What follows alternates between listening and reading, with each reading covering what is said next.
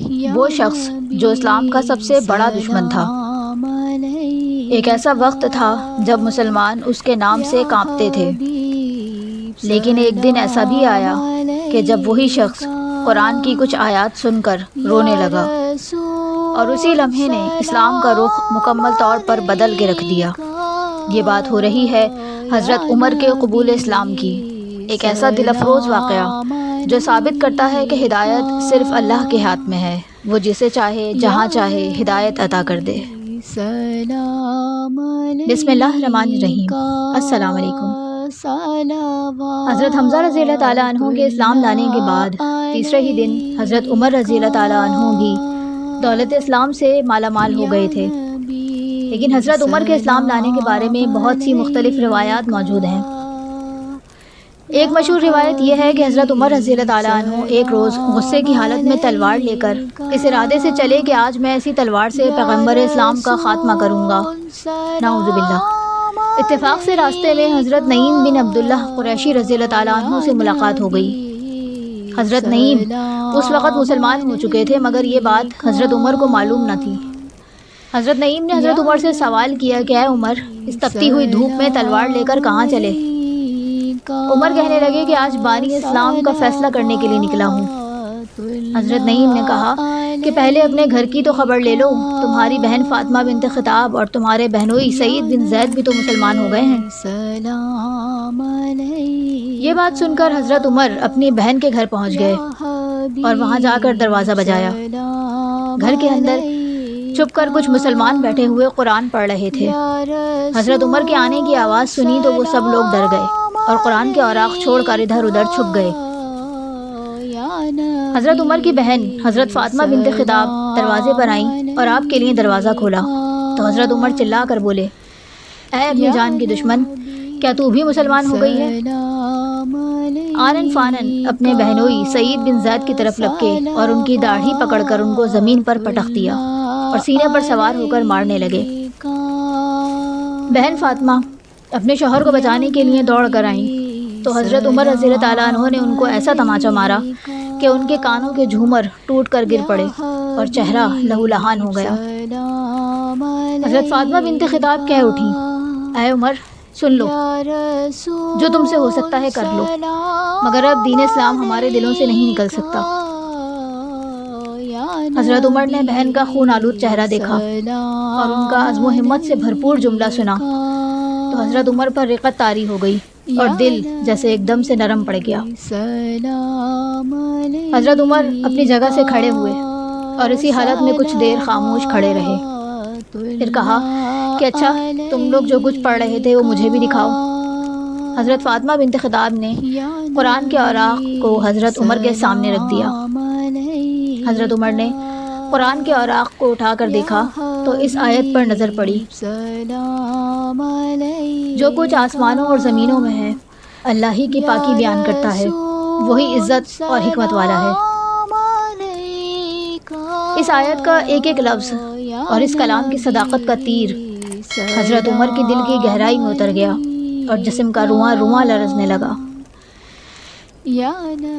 تھوڑا سا آگے جب اس آیت پر پہنچے آمنوا باللہ و رسولہ تو بالکل بے قابو ہو گئے اور بے اختیار پکار اٹھے، اشہد ان لا الہ الا اللہ و اشہد ان محمد رسول اللہ صلی اللہ علیہ وآلہ وسلم۔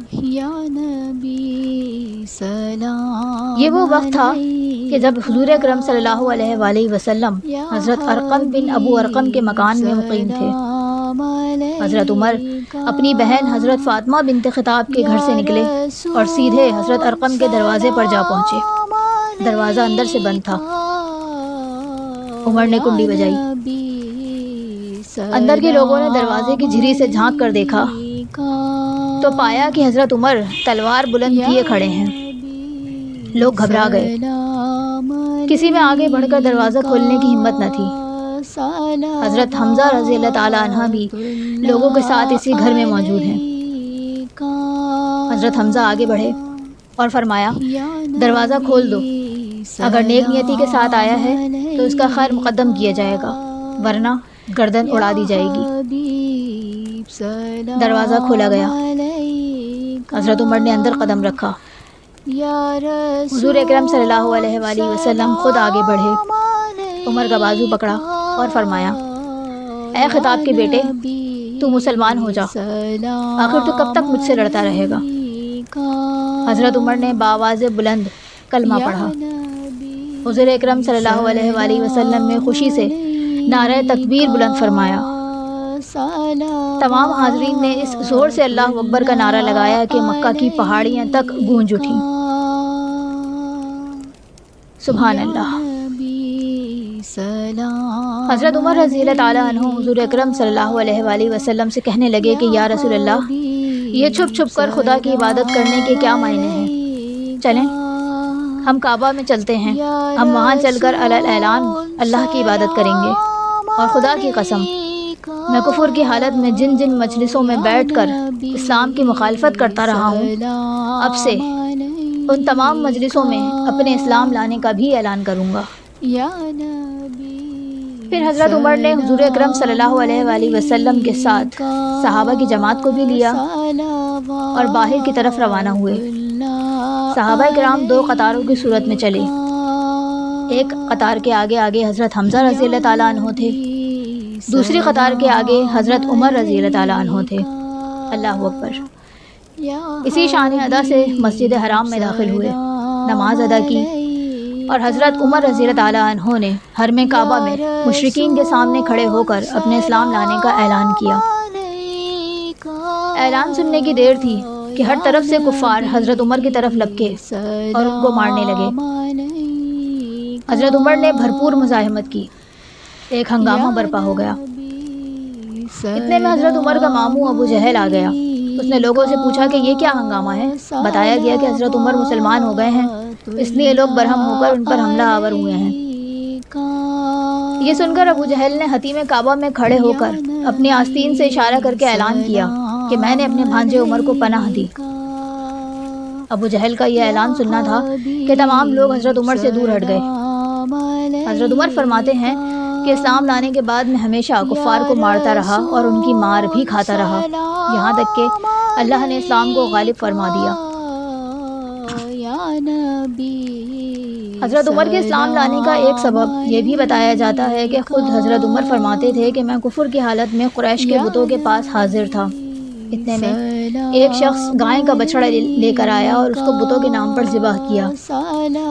پھر بڑے زور سے کسی نے چیخ مار کر کہا، یا جلیہ امر لجیع رجل فصیح یقول لا الہ الا اللہ۔ یہ آواز سن کر وہاں موجود تمام لوگ بھاگ کھڑے ہوئے۔ مجھے اس آواز اور اس جملے نے تجسس میں ڈال دیا، اور میں نے کہا کہ میں اس آواز کے پس پردہ معلوم کر کے ہی جاؤں گا۔ کچھ دیر گزری تھی کہ پھر سے وہی آواز سنائی دی جس کا ترجمہ ہے کہ اے دشمن، ایک بات بتاتا ہوں جس سے مراد مل جائے۔ ایک خوش بیان شخص کہتا ہے لا الہ الا اللہ، یعنی اللہ کے سوا کوئی عبادت معبود نہیں، اس کے سوا کوئی عبادت کے لائق نہیں۔ میں وہاں سے کھڑا ہو گیا۔ پھر مجھے پتہ چلا کہ وہ شخص جس کا ذکر ہوا وہ محمد عربی صلی اللہ علیہ وآلہ وسلم ہے۔ اس بات میں کوئی شک نہیں کہ سیدنا عمر بن خطاب رضی اللہ تعالیٰ عنہ کو اللہ تعالیٰ نے اس اعزاز سے نوازا ہے کہ آپ مراد رسول صلی اللہ علیہ وآلہ وسلم ہیں۔ حضور کی دعا کی قبولیت کے سبب ہی آپ ایمان لائے تھے۔ سیدنا عبداللہ بن عمر بیان کرتے ہیں کہ رسول اللہ صلی اللہ علیہ وآلہ وسلم نے فرمایا کہ اے اللہ، ابو جہل اور عمر بن خطاب میں سے جو تیرے نزدیک زیادہ محبوب ہے تو اس کے ذریعے اسلام کو غلبہ عطا فرما دے۔ اللہ کے نزدیک حضرت عمر زیادہ پسندیدہ اور محبوب تھے۔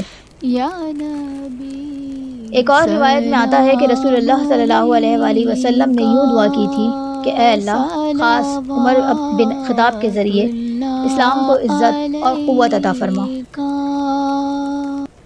سیدنا عبداللہ بن مسعود فرماتے ہیں کہ حضرت عمر کے اسلام قبول کرنے کے بعد مسلمان ہمیشہ عزت سے رہے۔ سیدنا عمر کے قبول اسلام کی مداح کرتے ہوئے حضرت عبداللہ بن عباس نے کہا تھا کہ اے امیر المومنین، آپ کو جنت کی خوشخبری ہو۔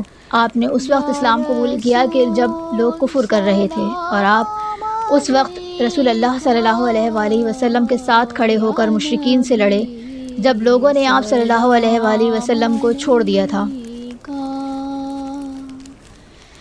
یہ تمام روایات ظاہر کرتی ہیں کہ صحابہ کرام کے زمانے میں لوگ سیدنا عمر رضی اللہ تعالیٰ عنہ کو بھی ابتدائی دور میں اسلام قبول کرنے والوں میں سے شمار کرتے تھے۔